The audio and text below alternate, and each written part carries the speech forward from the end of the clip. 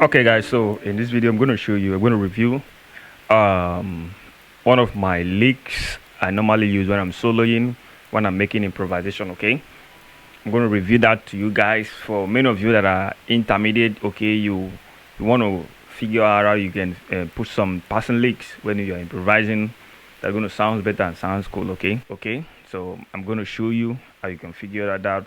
So what I'm playing there, I'm playing the key of F.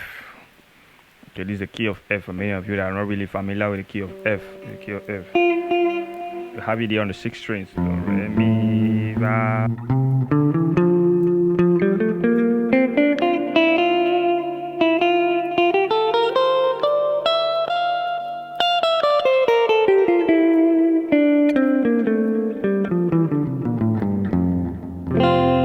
So at first, make sure you always play your scale horizontally.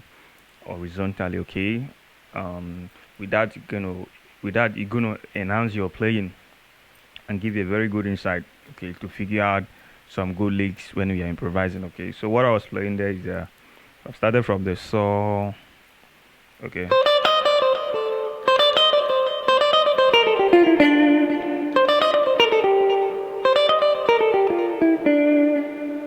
Okay, I started from the saw. I played the different octave.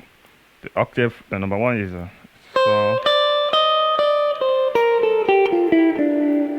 Sol, la, do, la, sol, fa, mi, re, do, ti, la.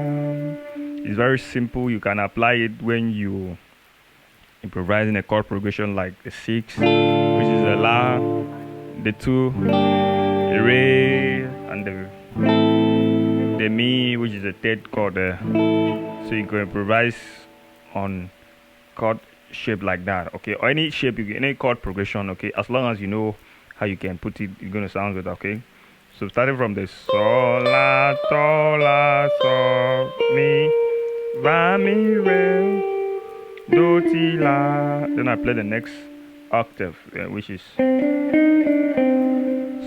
la, do, la, sol, fa, mi, re.